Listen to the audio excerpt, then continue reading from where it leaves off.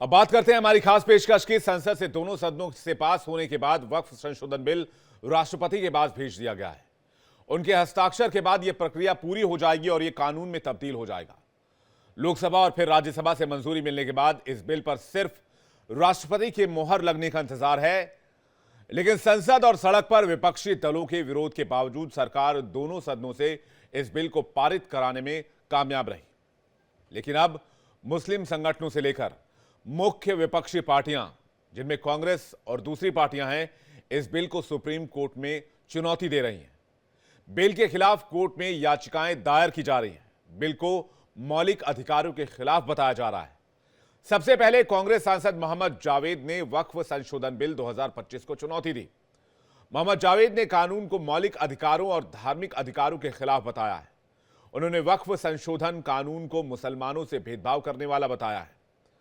मोहम्मद जावेद लोकसभा में कांग्रेस पार्टी के व्हिप हैं और वक्फ बिल के लिए बनाई गई ज्वाइंट पार्लियामेंट्री कमेटी में शामिल थे।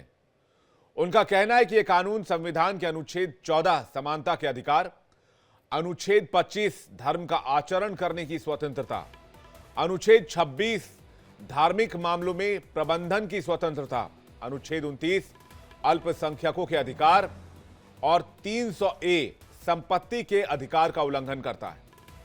कांग्रेस पार्टी के अलावा all India Muslim personal law board पहले ही वक्फ संशोधन बिल को सुप्रीम कोर्ट में चुनौती देने का ऐलान कर चुका है।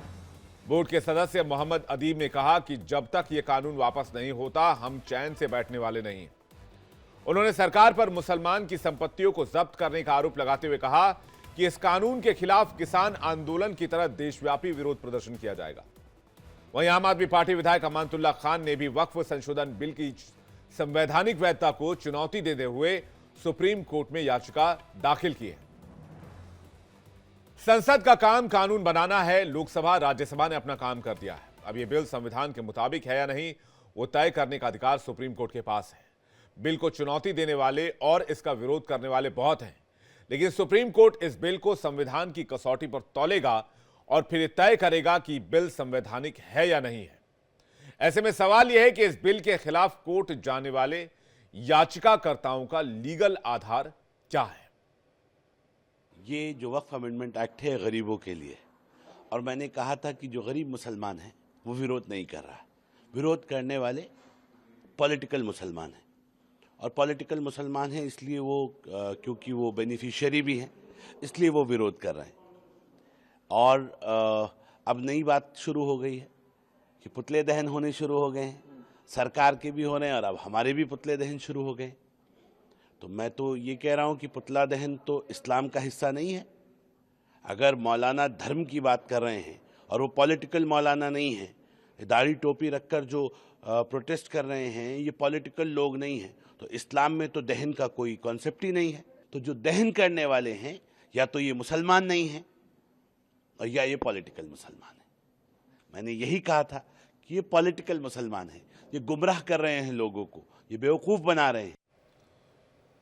इस वक्त हमारे साथ लीगल एडिटर आशीष सिन्हा जुड़ रहे हैं न्यूज रूम से। सबसे पहले उनके पास चलेंगे, उसके बाद बाकी मेहमानों का रुख करेंगे। आशीष, सबसे पहले आपसे ये जानना चाहेंगे, इस बिल के विरोध का कानूनी आधार क्या है? देखिए, सुप्रीम कोर्ट में इस समय विवेक कुल 4 याचिकाएं जो है वो दाखिल की गई हैं। पहली याचिका मोहम्मद जावेद, जिनका आपने जिक्र किया। जो दूसरी याचिका दाखिल हुई थी वो ओवैसी की तरफ से दाखिल हुई थी। तीसरी अमानतुल्लाह खान की तरफ से दाखिल हुई है और चौथी जो है वो एक एनजीओ है उसकी तरफ से दाखिल हुई है। इन सभी याचिकाओं में एक कॉमन ग्राउंड लिया गया है। कॉमन ग्राउंड में पहला अनुच्छेद 14 है, 21 है, 25 है और 26 है, जिसके वॉयलेशन का हवाला दिया गया है। अनुच्छेद 26 दरअसल ये कहता है कि कोई भी जो धार्मिक समुदाय है वो अपने हिसाब से गवर्न करने के लिए एक पर्टिकुलर बॉडी बना सकता है। इसी का हवाला यहां पर दिया जा रहा है। अनुच्छेद 25 हमें धार्मिक स्वतंत्रता का अधिकार देता है, अनुच्छेद 14 हमें राइट टू इक्वलिटी देता है और अनुच्छेद जो 21 होता है वो हमें फ्रीडम ऑफ स्पीच देता है। अब इनका हवाला देते हुए याचिका तो दाखिल कर दी गई है, लेकिन इस बात को हमें समझना होगा कि ये जो पूरा एक्ट आया था 1956 में, वो संसद द्वारा ही पारित किया गया था। संसद द्वारा बनाए गए कानून की सुप्रीम कोर्ट समीक्षा तो जरूर कर सकता है, लेकिन उसमें आधार भी होना चाहिए, क्योंकि ऐसा नहीं है कि एक्ट में पहली बार बदलाव किया गया है। 1996 में भी बदलाव किया गया, 2013 में भी बदलाव किया गया, लेकिन तब जो एक्ट था वो लोगों को पसंद था, जो बदलाव थे वो लोगों को पसंद थे, इसलिए उसे सुप्रीम कोर्ट में चुनौती नहीं दी गई। हालांकि वक्त एक्ट को सुप्रीम कोर्ट में पहले चुनौती दी जा चुकी है। कुल 8 जो हिंदू पक्ष की याचिकाएं हैं वो अभी भी सुप्रीम कोर्ट में लंबित हैं, जिसमें इस पूरे एक्ट को ही रद्द करने की मांग है। बहरहाल वो दूसरी याचिका है जो सुप्रीम कोर्ट में लंबित है। अब हम इस पर आते हैं। सबसे अहम बात यह है कि ये जो याचिकाएं दाखिल की गई हैं वो अभी प्री मैच्योर है, क्योंकि अभी तक राष्ट्रपति की इस पे मुहर नहीं लगी है। राष्ट्रपति के मुहर लगने के बाद ही जो संशोधन का जो कानून है वो बनेगा। दूसरी सबसे अहम बात, जो याचिकाएं हैं वो ये कह रही हैं कि राष्ट्रपति के हस्ताक्षर करने से और इसके लागू करने से रोका जाए। यानी किसी भी चीज को एग्जम्पशन पर आपने फाइल कर दिया है तो अमूनन इस तरह की जो याचिकाएं हैं वो सुप्रीम कोर्ट एंटरटेन नहीं करता। और मुझे लगता है कि अगले हफ्ते तक राष्ट्रपति इस पे साइन कर देंगी। एक और उनको एप्लीकेशन मूव करनी होगी कि इस याचिका राष्ट्रपति ने मंजूरी दे दी है, लिहाजा इसे रद्द किया जाए। अभी तो 4 याचिकाएं हैं, आप तय मान के चलिए कि 30 से ज्यादा जो याचिकाएं हैं वो सुप्रीम कोर्ट में फाइल होंगी इस एक्ट के खिलाफ, इस कानून को बनने के खिलाफ। लेकिन यह भी तय मान के चलिए कि कम से कम दर्जनों ऐसी याचिकाएं दाखिल होंगी जो इसका समर्थन करेंगी। सबसे अहम बात है कि क्या ये याचिका सुनवाई योग्य है या नहीं। बिल्कुल यही सवाल मेरा ये था। एक बड़ा सवाल सुप्रीम कोर्ट कितना दम है इसमें, इन याचिकाओं में कितना दम है? देखिए, इससे पहले भी हमने देखा है, चाहे वो आप आर्टिकल 370 का आप बिल्कुल। जिक्र कर लीजिए, 100 से ज्यादा याचिकाएं सुप्रीम कोर्ट में दाखिल हुई थी। चाहे ट्रिपल तलाक के मामले का जिक्र कर लीजिए, 50 से ज्यादा याचिकाएं सुप्रीम कोर्ट में दाखिल हुई थी। वो सभी याचिकाएं खारिज हुई थी और कोर्ट ने संसद को सर्वोपरि माना था। सुप्रीम कोर्ट के कई सारे ऐसे जजमेंट्स हैं जिसमें सुप्रीम कोर्ट ये कहता है कि संसद का काम कानून बनाना है। कानून की समीक्षा हम जरूर कर सकते हैं लेकिन उसमें हस्तक्षेप नहीं कर सकते। यानी कि बहुत गुंजाइश नहीं है। आपने एक इशारा दे दिया है कि बहुत गुंजाइश नहीं है, याचिका बेशक डाले जा रहे हो, चाहे वो 370 के मामले में भी देखा हमने, चाहे वो राम मंदिर के मामले में जो वर्डिक्ट है उस पर हमने देखा, कई ऐसे एग्जांपल्स पहले ही भरे पड़े। बहुत बहुत शुक्रिया हमारे साथ जुड़ने के लिए आशीष, और बहुत धन्यवाद आपका जानकारी देने के लिए। इस वक्त हमारे साथ राशिद शरीफ जुड़ रहे हैं, अध्यक्ष SIMPLB, रुद्र विक्रम सिंह जुड़ रहे हैं जो कि वकील हैं, अनमोल पवार जुड़ रहे हैं, प्रवक्ता है आम आदमी पार्टी के। आप सभी का बहुत बहुत स्वागत है। राशिद शरीफ साहब के पास सबसे पहले जाएंगे। शरीफ साहब, जैसा कि आशीष अभी बता रहे थे, हमारे लीगल एडिटर, वो कह रहे हैं कि बहुत गुंजाइश तो नहीं है, लेकिन फिर भी याचिकाओं का सिलसिला हो या फिर विरोध प्रदर्शन का सिलसिला हो, वो सब देखने को मिल रहा है, और सिर्फ इस बात पे देखने को मिल रहा है कि भाई मुसलमानों का हक मारा जा रहा है। बिल्कुल सर, ये तो सब पूरी दुनिया देख रही है कि मुसलमानों का हक मारा जा रहा है। राम मंदिर के लिए मुसलमान इस वजह से खुश हो गया कि आस्था पे था फैसला, आस्था पे था। चलिए भाई, एक मसला अगर मंदिर का मसला ये हल हो जाता है, ध्यान दीजिए, सुकून में आ जाते हैं सब मुसलमान, हिंदू भाई भी सुकून में आ जाएंगे, मुसलमान भाई भी एक बड़ी कुर्बानी मुसलमानों की तरफ से भी, भाई साहब बड़ी कुर्बानी मुसलमानों की तरफ से भी। अल्लाह का घर हमने दान कर दिया, बोल सकते हैं इसको दान कर दिया, क्योंकि सुप्रीम कोर्ट का जो जजमेंट था सिर्फ आस्था पे था। सुप्रीम कोर्ट बताया कि कोई मंदिर नहीं थी नीचे, उसके बावजूद भी मुसलमान खामोश हो गए। अल्लाह का घर था, खामोश हो गए। अब ये अल्लाह की जमीन है सर, इसमें मुसलमान खामोश बैठने वाले, चाहे सुप्रीम कोर्ट का खुद फैसला हो, चाहे कुछ भी हमारे खिलाफ क्यों ना फैसला होकर लड़ेंगे, रोड पे भी लड़ेंगे और संविधान के दायरे में रह के लड़ेंगे। इंशाल्लाह इसको छोड़ेंगे नहीं सर, ये तो बिल्कुल तय है। क्योंकि ये अगर हम इसको ऐसा खामोश होते हैं जिस तरीके से राम मंदिर को खामोश हुए हैं, तो हमारे मसाजिद खतरे में हैं, हमारे मदरसे खतरे में हैं, हमारे दरगाह खतरे में हैं, हमारे कब्रिस्तान खतरे में हैं। ये सब सर इतना बड़ा हम तो बर्दाश्त नहीं कर सकते। क्यों, मैं एक बात बताना चाहूँ सर, मैं साउथ का हूँ, हैदराबाद में रहता हूँ। आज देखिए आप, तेलंगाना में 87,000 जमीन है हिंदू भाइयों की, आंध्र में 4,65,000 जमीन है हिंदू भाइयों की है, तमिलनाडु में 4,47,000 जमीन है, वो भी हिंदू भाइयों की है। और आप देखिए सिर्फ यहाँ पे तिरुमला मंदिर है बाबा बालाजी का, 723 एकड़ जमीन है। आज है सो इतनी बड़ी जमीन सिर्फ 3 स्टेटों में है। उसके बाद अगर उड़ीसा ले लीजिए या कर्नाटक ले लीजिए, हमारे से ज्यादा जमीन हो जाती। गवर्नमेंट की जमीन के बाद अगर आप है तो आप देखेंगे, गवर्नमेंट की जमीन के बाद रेलवे की जमीन, और ये आप बताते कि आर्मी की, नेवी की इसकी जमीन जो है, उसके बाद है मुसलमानों की जमीन। ऐसा कुछ नहीं है भाई, जितनी जमीन आपके पास है, जितनी जमीन गवर्नमेंट के पास है, उतनी जमीन, उससे ज्यादा जमीन मुसलमानों से ज्यादा जमीन हिंदू भाइयों के पास है। उसका तो आप जिक्र नहीं करते, आप उसकी तो बात ही नहीं करते। आप दबाने की कोशिश में हैं, आप टारगेट बनाने की कोशिश में, आप हमदर्द बनने की हमारी कोशिश में। ये गलती है तो आप मत करिए। जैसे है आप बहुत अच्छे, हम लफ्ज़ियात है, हम थूकबाज है, हम जो है, हम आतंकवादी है, हम थोड़ा सा है, राशिद भाई थोड़ा सा मुझे लगता है थोड़ा सा हम डिविएट हो रहे हैं, थोड़ा सा डिविएट हो जी रहे हैं। सर। आपने बात तिरुमला मंदिर का जिक्र किया, मैं एक छोटा सा जी सर। एग्जांपल दे देता हूं। जी सर। 3,000 करोड़ से ऊपर की आय है। मंदिर एक जी मेडिकल कॉलेज चलाता है, 3 हॉस्पिटल चलाता है, 5 डिस्पेंसरी चलाता है, 12 कॉलेज चलाता है और 13 स्कूल का संचालन करता है। जी सवाल इस बात को लेकर है कि अगर वक्फ के पास जितनी संपत्ति है और उस संपत्ति से जितनी आय होनी चाहिए, क्या उसका इस्तेमाल मुसलमानों के कल्याण के लिए हुआ? और अगर नहीं जी हुआ तो फिर वो पैसे गए कहाँ? बेसिक सा सवाल यही सर, पूछा जा रहा है सर। बिल्कुल सर, मैं भी आपकी बात। इसमें दीन का मामला नहीं है, इसमें धर्म का जी मामला नहीं है, इसमें करप्शन का मामला है। ये बात सरकार कह रही कि करप्शन जो है, जो लोग अपनी जेबें भर रहे हैं, उनको किसने छूट दी वक्फ के नाम पर अपने करोड़ों के वारे न्यारे करने की? एक छोटा जवाब, फिर मैं बाकी मेहमानों को रुक करूंगा सर। नहीं सर, प्लीज मैं यही राशिद बताना भाई। चाह रहा हूँ, अगर आप वाकई है तो मुसलमानों के लिए आप हमदर्द है, तो जो भी करप्शन कर रहा, जो कब्जे हैं, जिसके कब्जे, सेंट्रल गवर्नमेंट कब्जे करी हुई है, स्टेट गवर्नमेंट कब्जे करी हुई है, चलिए वो हटाइए। हमारे कुछ लोग भी कब्जे करे हुए, चले उसमें भी हटाइए आप। बराबर, जैसा कि हमारे पास 1100 एकड़ जमीन है, 100 में एयरपोर्ट को दिए, वक्फ प्रॉपर्टी चंद्रबाबू नायडू दिए, एयरपोर्ट के लिए दिए। किसकी जमीन भैया? कहाँ है उसके पैसे भैया? कई जमीन अलॉट करे सो है, यहाँ 5 स्टार होटल बने हुए, कहाँ है भैया पैसे उसके? ये मनमानी चली, बिल्कुल बात बिल्कुल आपकी सही है, ये मनमानी चली। हाँ, आप वाकई मुसलमानों का अगर हमदर्द बनना चाहते हैं तो उसमें हमारा साथ दीजिए। आप वोट में हिंदुओं को ला देंगे, वोट में तो आप ये कर देंगे, हम वोट में वो कर, ये सब नहीं हो सकता भाई। वोट हमारा है, जमीन हमारी अल्लाह की जमीन है, जो हमारे पुरखा है, जो है हमारे जो गरीब लोग हैं, यतीम एसीरों के लिए दिए। आप जो भी होना, जितने भी जमाता जुड़े हुए हैं, जो कोर्ट को जाना चाह रहे, चलना चाह रहे, उनको ये उनके लिए भी बोलना चाह रहा हूँ। सिर्फ आपकी नादानी की वजह से ही हम दिन देखना पड़ा सर। आप लोगों की नादानी, आप लोगों की गफलत के लिए ये हमको ही दिन देखना पड़ा, जो इन्वॉल्व हो गई हुकूमत से। अगर मैनेजमेंट सही तरीके से होता तो मुझे लगता है ये सिचुएशन आने वाला था। मैं जल्दी से रुद्र विक्रम सिंह का एक रिएक्शन चाहूंगा, फिर मैं पवार साहब आपके पास आ रहा हूं। रुद्र विक्रम जी, याचिकाएं जो विरोध में डाली गई हैं, कितना लीगल आधार आपको दिखता है उसमें?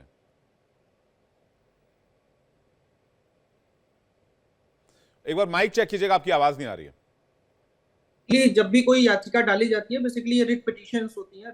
रिट की एक बहुत लिमिटेड आधार होता है। मैं टेक्निकल ग्राउंड पे भी बात करूंगा, फिर वक्त पे भी बात करूंगा कि रिट का जो है, कोर्ट्स के पास जो ऑनरेबल हाई कोर्ट्स होती हैं, सुप्रीम कोर्ट है, वो उसके पास बहुत लिमिटेड आधार होता है। डिस्क्रिशनरी पावर होती है कोर्ट्स की कि whether they should entertain such type of writ और नॉट। उनका आधार क्या होता है? केशवानंद भारती में ऑनरेबल सुप्रीम कोर्ट ने बहुत क्लियरली कहा है कि पार्लियामेंट जो भी कानून बनाता है उसको सिर्फ हम एसेस कर सकते हैं, उसमें सिर्फ ये देख सकते हैं कि जो भी कानून बने हैं क्या जो कॉन्स्टिट्यूशन की जो मूल भावना है उसके विपरीत में तो नहीं बना है। इतनी सी बात बस कोर्ट के पास अधिकार है उसको एसेस करने का। उसके अलावा जो भी कानून बने हैं उसको बनाने का, हटाने का कोई अधिकार कोर्ट के पास नहीं होता। तो अगर आप टेक्निकल ग्राउंड पे भी अगर देखें तो मुझे नहीं लगता कि कोर्ट इन मामलों को, जो भी पार्लियामेंट, क्योंकि देखिए देश जो है डेमोक्रेटिक कंट्री है, कोई जुडिशियल कंट्री नहीं है कि जुडिशरी इस बात को तय करेगा कि देश की संसद क्या कानून बनाएगी। और देश की संसद को देश के लोगों ने चुन के भेजा है, तो देश की संसद जो भी, जब कांग्रेस बनाती थी, जब उन्होंने प्लेसेस ऑफ वर्शिप एक्ट बना दिया तो भी कोई विरोध नहीं हो, तो भी कोर्ट ने कोई कुछ नहीं कहा उस समय। हालांकि अब कोर्ट में याचिकाएं पेंडिंग है, लेकिन वो पेंडिंग, उस पर कोई डिसीजन नहीं हुआ है।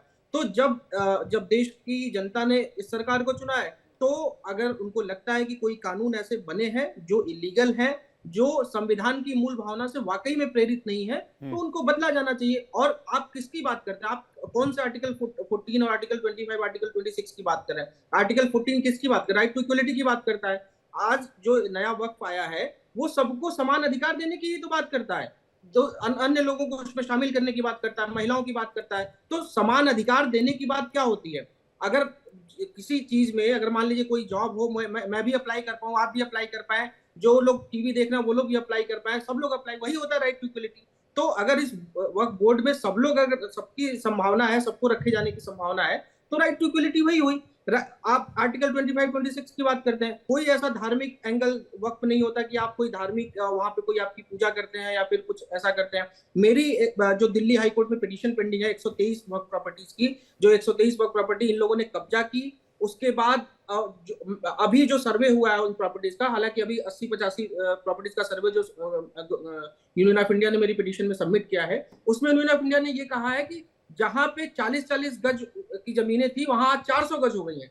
और सब जगह जितनी भी 123 प्रॉपर्टी हैं उनमें अगर 10-20 प्रॉपर्टी को छोड़ दे तो बाकी सारी प्रॉपर्टी में कॉमर्शियल एक्टिविटी चल रही है। आपको वक्त अगर दान में मिली है जमीनें या किसी ने दिया है, तो वो किस लिए मिली होती हैं? इसलिए कि आप कमर्शियल एक्टिविटी चलाइए, आप 40 गज को 400 गज कर लीजिए। तो इन सब सारी वक्फ की खामियों जमीन को का इस्तेमाल निजी फायदे और करप्शन के लिए हुआ, ये कह रहे हैं आप? बिल्कुल बिल्कुल वही मैं कह रहा हूं कि ये इन सब सारी खामियों को अनमोल दूर पवार करता जी, हुआ नया वक्फ बोर्ड है। अनमोल पवार जी, आप भी इस बिल का विरोध कर रहे हैं? आम आदमी पार्टी भी इस बिल का विरोध कर रही है? जी जी बिल्कुल, इस बिल का विरोध हम भी कर रहे हैं, क्योंकि इस बिल के पीछे जो असली मंशा है वो है कि अडानी को ये जमीन दिलवाना चाहते हैं, हिंदू मुस्लिम के झगड़े करवाना चाहते हैं, बेरोजगारी और महंगाई जैसे मुद्दों से जनता का ध्यान भटकाना चाहते हैं, और जो देश में अमन और चैन है उसे भंग करके ये लोग सत्ता की रोटियां सेक के खाना चाहते हैं। अब मैं आपको इसकी भ्रांतियां बताता हूं जो पूरा मीडिया, मैं मीडिया को भी कह रहा हूं कि मीडिया भी इसमें बिल्कुल सच नहीं दिखा रहा। इसमें जो झूठ बोले जा रहे हैं मैं एक एक करके उन पे आपको जवाब दूंगा। पहला ये कहा जा रहा है कि जी 6 महीने में सभी को जो है अपना रिकॉर्ड देना पड़ेगा। ये देखिए वक्फ प्रॉपर्टी का ये 8 नवंबर 2019 का ये लेटर है, क्योंकि मेरा बैकड्रॉप डिजिटल है शायद इस वजह से फोटो नहीं दिख पा रहा। 8 नवंबर 2019 को यूनियन मिनिस्टर माइनॉरिटी अफेयर्स के जो उस समय थे मुख्तार अब्बास नकवी, उन्होंने कहा संसद में, और 2020 में सर्वोच्च न्यायालय में एक एफिडेविट फाइल किया गया जिसमें यह कहा 100% digitisation of Waqf property records across the country has been completed. ये कहते हैं कि डिजिटाइजेशन और जियो मैपिंग हो चुका। तो आखिर आपको क्यों जरूरत है अगर आपका सारी प्रॉपर्टीज का डिजिटाइजेशन हो चुका? पहली चीज। दूसरा, इन्होंने कहा, जो इनके प्रवक्ता भारतीय जनता पार्टी के टीवी पे आके कह रहे हैं कि भाई जिस प्रॉपर्टी पे वक्फ ने हाथ रख दिया बोर्ड ने, वो प्रॉपर्टी जो है उनकी हो जाएगी। बिल्कुल सरासर झूठ। इसकी पूरी प्रक्रिया है, सर्वे कमिश्नर नियुक्त किए जाते हैं, सर्वे कमिश्नर सरकार नियुक्त करती है, स्टेट बोर्ड में सरकार नियुक्त करती है उन अधिकारियों को, जिसमें सीनियर आईएएस ऑफिसर भी होते हैं, चेयरपर्सन। सर्वे कमिश्नर उस प्रॉपर्टी को जाके इंस्पेक्ट करता है, इंस्पेक्शन की रिपोर्ट दी जाती है। राज्य सरकार को यह भी पावर दी गई है इस एक्ट के अंदर कि वो दोबारा से उस प्रॉपर्टी का इंस्पेक्शन करा सकते हैं। और उसके बाद जब वो बोर्ड के सामने रखी जाती है तब बोर्ड ये तय करता है कि वो वक्फ प्रॉपर्टी है या नहीं। उसके बाद वो अपील की जा सकती है ट्रिब्यूनल में। और एक और झूठ इसके साथ जो फैलाया जा रहा है कि ट्रिब्यूनल में जो अपील की जाती है वो फाइनल है। बिल्कुल झूठ। सेक्शन 83(9) जो है वो क्लियरली कहता है कि provided that High Court may on its own motion or on the application of the board or any person aggrieved call for and examine the records relating to any dispute, question or other matter which has been determined by the tribunal।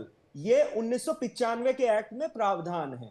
तीसरा झूठ जो बताया गया कि जी महिलाओं को हमने जो है इसमें भागीदारी दी है। भाई साहब, महिलाओं की भागीदारी तुमने दी नहीं है, महिलाओं की भागीदारी तुमने कम कर दी। महिलाओं की भागीदारी 1995 के एक्ट के तहत उसमें जो शब्द का इस्तेमाल किया गया था सेक्शन 14 में, वो ये किया गया था कि at least 2 women would be a part of this board. मतलब 2 या 2 से ज्यादा। आपने उसे कम करके ये कर दिया कि there shall be only 2 women। At least का प्रोविजन जो है वो हटा दिया गया। तीसरी चीज, अगर आपको ये लगता है कि भाई वक्फ बोर्ड में भ्रष्टाचार है तो 11 साल से क्या घास छील रहे थे इनके नेता भारतीय जनता पार्टी के? भाई साहब, आप कह रहे हो कि भ्रष्टाचार है बहुत ज्यादा, तो क्यों आप मुझे एक भी राज्य में भाजपा द्वारा शासित एक भी वक्फ बोर्ड के ट्रिब्यूनल के स्टेट के चेयरपर्सन के खिलाफ या किसी मेंबर के खिलाफ भ्रष्टाचार के आरोप में कार्रवाई आपने की हो तो आप मुझे बता दीजिए। आप एक भी कार्रवाई आपने नहीं की आज तक। पांचवी चीज, ये रहा भारतीय जनता पार्टी का मैनिफेस्टो 2009। जल्दी से सर, जल्दी से। हाँ। ये, हाँ जी, 2009 के मैनिफेस्टो में भारतीय जनता पार्टी लिखती है, the BJP will examine the recommendations of the joint parliamentary committee regarding waqf property headed by Shri K Rahman Khan, deputy chairperson Rajya Sabha, and would in consultation with Muslim religious leaders take steps to remove encroachment from an unauthorised occupation of waqf properties. एक भी property बताइए आपने कहां से encroachment हटाने का काम किया। आप लोग कहते हो कि सचर कमेटी रिपोर्ट के तहत जो है आप ये अमेंडमेंट लेके आए हो, तो सचर कमेटी रिपोर्ट तो ये भी कहती थी कि दिल्ली में 50% ऐसी प्रॉपर्टीज हैं जो केंद्र सरकार द्वारा शासित डीडीए ने कब्जा किया हुआ है। सचर कमेटी रिपोर्ट तो कहती थी उन सरकारी प्रॉपर्टीज का जो कब्जा किया हुआ है उसे हटवाइए। बताइए आपने कौन सी प्रॉपर्टी का कब्जा हटवाया? बल्कि आपने सर्वे कमिश्नर को हटा के वहां पे कलेक्टर को केवल इसलिए बिठाया कि अगर सरकार के खिलाफ कोई भी इस तरह का डिस्प्यूट होगा तो आप उसे अपने पक्ष में जो है प्रॉपर्टीज काफी डिस्प्यूटेड हैं। जो डेटा सामने है उसमें विवाद रहित कुल अचल संपत्ति अगर आप देखेंगे तो 8,72,805 के आसपास है। इसमें विवाद रहित संपत्तियां केवल 39% है। 60% प्रॉपर्टी पर कंट्रोवर्सी है। वो कैसे ली गई है, क्या प्रोसेस फॉलो किया गया है, कहां से किया गया है, ये चीजें तो पता चलनी चाहिए ना। आपने जो पॉइंट्स गिनाए उसके आधार पर बताइए कि 2008 से लेकर 2025 तक में वक्फ की संपत्ति 4 लाख एकड़ से बढ़कर 9.5 लाख, 10 लाख एकड़ कैसे हो गई? देखिए क्या फॉर्मूला रहा होगा? एक चीज पे गौर करने की जरूरत है, जो ये बार बार कहा जा रहा है कि जी वक्फ जो है वक्फ इसका मालिक है। हाँ, नहीं, वक्फ करना मतलब दान करना।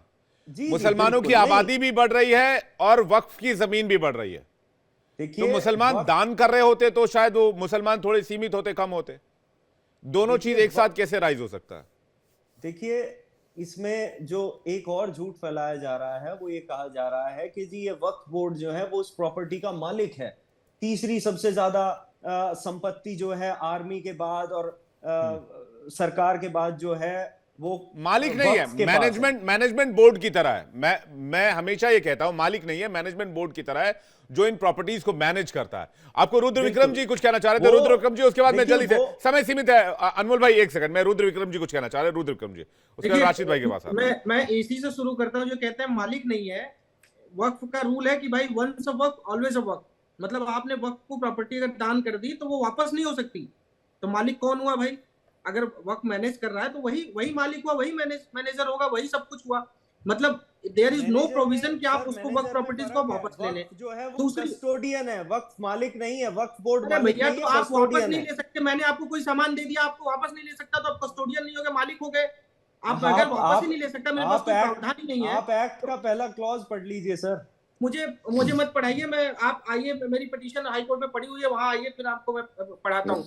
अब रुकिए, सुनिए, मैं ये बात करता हूँ जो ये अभी बात कर रहे थे कि अपील वाली जो सेक्शन 83 ये पढ़ा रहे थे। देखिए, बेसिक चीज मैं बताता हूँ जो आम लोगों को समझ में नहीं आता।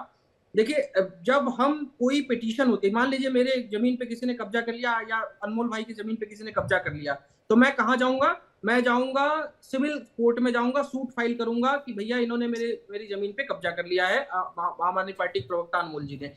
फिर वो सिविल कोर्ट मेरा मामला सुनेगा, मेरी गवाहियां होंगी, मेरे एविडेंस देखे जाएंगे, सब कुछ देखे जाएंगे। उसके बाद वो मामला तय होगा। और अगर सिविल कोर्ट का फैसला मेरे में नहीं आता है या मुझे लगता है कि मैं एग्रीड हूं, मैं हायर कोर्ट में अपील करूंगा। वक्फ बोर्ड का जो ट्रिब्यूनल है वो क्या होता है मैं आपको बताता। जो ये कहते हैं कि सर्वे कौन करता था, किसी प्रॉपर्टी को जो पुराना वक्फ था उसके अनुसार अगर वक्फ को लगता है कि ये कोई प्रॉपर्टी, मान लीजिए इंडिया डेली लाइव का चैनल, उनको लगता है कि नहीं इंडिया डेली लाइव का चैनल हमारे वक्फ के अंतर्गत आता है, तो वो कहेंगे कि नहीं भाई, ये इंडिया डेली लाइव का जो चैनल है ये जमीन वक्फ की है। सर्वेयर नियुक्त करेंगे और उस सर्वे का खर्चा कौन देगा? राज्य सरकार देगी। राज्य सरकार तय नहीं करती कि सर्वे करने कौन जाएगा, उसके कुछ मेंबर जरूर होते हैं, लेकिन ये वक्त तय करता था कि भाई ये यहाँ पे जाके आप सर्वे करिए, राज्य सरकार से खर्चा। वहां पे 1 मिनट बस पूरी जल्दी से जल्दी, समय सीमित है। वहां पे सर्वे होगा और उसके बाद सर्वे के आधार पर वक्फ बोर्ड तय कर देगा कि नहीं ये जमीन जो वक्फ बोर्ड की है। उसके बाद अगर आप एग्रीव्ड हैं तो वक्फ ट्रिब्यूनल में जाएंगे। वक्फ ट्रिब्यूनल में कौन से लोग होंगे? वही लोग होंगे। उसके बाद हाई कोर्ट को सिर्फ इतनी सी पावर है कि वो जो मामला देखा गया है वो टेक्निकलिटी ग्राउंड पे नहीं है, फिर से वहां से गवाहियां नहीं होंगी, फिर से आप एविडेंस नहीं हो सकते। सर 10 सेकंड दीजिएगा सर, एकदम झूठ सर। तो ये एक सेकंड, राशिद भाई से एक सवाल ले लूं मैं जल्दी से सर। 10 सेकंड सर, 10 सेकंड ठीक है। अनमोल जी जल्दी से, अनमोल जी। देखिए इन्हें जानकारी नहीं है, सेक्शन 83 में वक्फ ट्रिब्यूनल का चेयरपर्सन जो है वो जज है। वो हमारी कोर्ट में, अदालतों में जो जज साहब बैठते हैं वो है जो राज्य सरकार नियुक्त करती है। दूसरा, सर्वे कमिश्नर के पास भी सिविल कोर्ट की पावर है सेक्शन 4 के अंडर। मैं वही बात बार बार कह रहा हूं, नियम कानून बेहतर ही रहे होंगे, सवाल इंप्लीमेंटेशन को लेकर है। राशिद सर से एक जल्दी से सवाल ले लूं, छोटा समय। राष्ट्रपति के हस्ताक्षर के बाद राशिद भाई ये कानून बन जाएगा, और कानून तो इस देश के हर नागरिक को मानना होता है। उसके बाद कोई विकल्प तो नहीं है कि भाई कानून तो मानना ही पड़ेगा ना। फिर ये कौन कह रहा है कि भाई हम ये कानून नहीं मानेंगे? नहीं, सब मानना चाहिए, बिल्कुल मानना चाहिए, मगर इस तरीके के कानून को कोई नहीं मानना चाहिए। बताइए, सिर्फ मुसलमान ही है इस कानून के खिलाफ बात कर रहे? कोई दूसरा हिंदू भाई नहीं कर रहा, सिख भाई कानून नहीं कर रहा, नहीं मानने का और- कोई और विकल्प इस नहीं है ना, के कानून खिलाफ को चैलेंज किया जा सकता है कोर्ट में। बिल्कुल चैलेंज करेंगे सर, सुप्रीम कोर्ट में चैलेंज। अब देखिए, अब जो झूठ फैलाया जा रहा है कि वक्फ बोर्ड के हाथ में कुछ नहीं है। वक्फ बोर्ड पूरा पूरा स्टेट गवर्नमेंट के हाथ में। स्टेट गवर्नमेंट का जो भी पार्टी आएगी, जो भी सीएम आएगा, उसका आदमी वक्फ बोर्ड का चेयरमैन बनेगा। हर स्टेट में ऐसे ही होता। बीजेपी की अगर वहां पे गवर्नमेंट है तो बीजेपी का आदमी बनेगा, कंट्रोल पूरा वक्फ बोर्ड का उन्हीं करता है। जिसको अलॉट ठीक है। उसके बिल्कुल सब उनके हालत में कुछ नहीं है। बिल्कुल ये फाइट हम करेंगे। साउथ इंडियन चलिए, मुस्लिम ये बहुत पर्सन एंडलेस डिबेट है, डिबेट बहुत अच्छी चल रही थी। मेरे पास सुप्रीम और वक्त होता तो मैं इस डिबेट को और आगे लेकर जाता। आप सभी मेहमानों का बहुत बहुत शुक्रिया हमारे साथ जुड़ने के लिए और इस डिबेट में शामिल होने के लिए बहुत बहुत धन्यवाद।